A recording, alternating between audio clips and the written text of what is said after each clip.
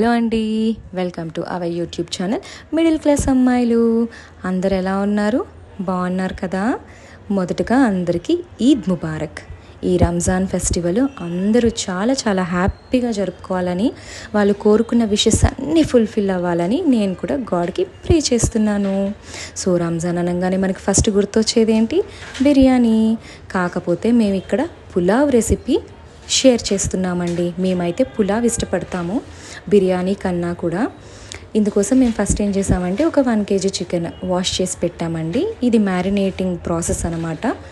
ఇందులో ఫస్ట్ మనము ginger garlic paste, ఈ జింజర్ గార్లిక్ మిక్సీ పడుతున్నప్పుడే కొంచెం ఒక 2-3 గ్రీన్ చిల్లీస్ కూడా వేసి మెత్తగా పేస్ట్ చేసుకోవాలి. అదొక 2 స్పూన్స్ వేసుకున్నామండి. తర్వాత ఒక 2 పెద్ద స్పూన్స్ కారప్పొడి వేసుకున్నాము. తర్వాత తగినంత సాల్ట్, ఒక చిన్న స్పూన్తో 2 స్పూన్స్ సాల్ట్, ఒక 1/2 స్పూన్ పసుపు వేసుకున్నామండి.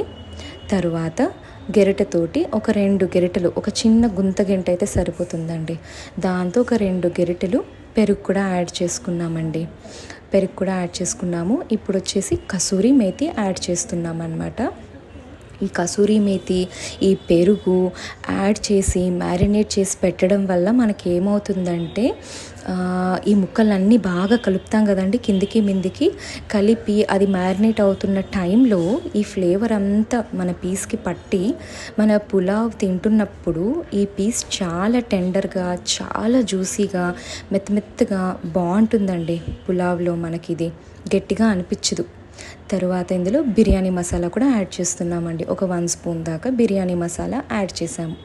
ఇప్పుడు దీన్ని బాగా కలుపుకోవాలండి. తర్వాత కొంచెం ఆయిల్ వేసి కిందికి మిందికి ముక్కలన్నిటికీ బాగా పట్టేలాగా కలుపుకొని ఫ్రిడ్జ్లో ఒక 1/2 అవర్ పెట్టుకోవాలండి. పెట్టుకొని ఇప్పుడు 1/2 అవర్ అయ్యింది, మేము ప్రాసెస్ స్టార్ట్ చేస్తున్నాము. ఒక గిన్నెలో ఆయిల్ వేసుకొని ఆనియన్స్ వేసుకుంటున్నామండి. గ్రీన్ చిల్లీస్ వేసుకోకూడదు, అంటే మేము వేయట్లేదు. ఆనియన్స్ అన్నీ వేసుకొని బ్రౌనిష్ వచ్చేదాకా ఫ్రై చేయాలండి. సైమల్టేనియస్గా పక్కన ఇంకో బాండలు పెట్టుకొని మనం మ్యారినేట్ చేసిన కూర ఏదైతే ఉందో అది కూడా కుక్ చేసుకోవాలి. అదొక పక్క అవుతూ ఉంటుంది. ఈలోపు ఈ ప్యాన్లో ఆనియన్స్ అన్నీ బ్రౌన్ అయ్యాయి కదా, ఈ ginger garlic green chilli paste వేసుకోవాలండి. ఈ పేస్ట్ మనకి పచ్చి వాసన అనేది రాకూడదు, లేకపోతే పులావ్ టేస్ట్ బాగోదు. అలా పచ్చి వాసన పోయేదాకా కలుపుకున్న తరువాత కొంచెం పుదీనా, కొత్తిమీర అందులో రెండిట్లో కొంచెం కొంచెంగా వేసుకున్నామన్నమాట. తర్వాత టొమాటో కూడా యాడ్ చేయాలి. ఒక 1.5 టొమాటో అయితే తీసుకున్నామండి మేము. ఈ టొమాటో అనేది కొంచెం సాఫ్ట్ అయిన తర్వాత ఒక 1 to 2 స్పూన్స్ ధనియాల పొడి వేసుకొని బాగా కలుపుకోవాలండి. కింద అడుగంటుతూ ఉంటుంది, మనం జాగ్రత్తగా కలుపుకోవాలి. తర్వాత బిర్యానీ మసాలా కూడా ఒక 2 స్పూన్స్ యాడ్ చేయాలండి. ఈ బిర్యానీ మసాలా అనేది మేమే ఇంట్లో ప్రిపేర్ చేసుకున్నాం, బయటది వాడడం అనమాట.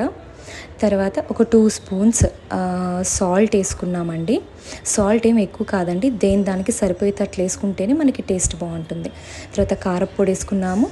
ఒక 2 గెరిటెలు పెరుగు కూడా వేసుకొని బాగా కలిపి మూత పెట్టి అది వేగిన తర్వాత ఎసురు పోసుకోవాలండి.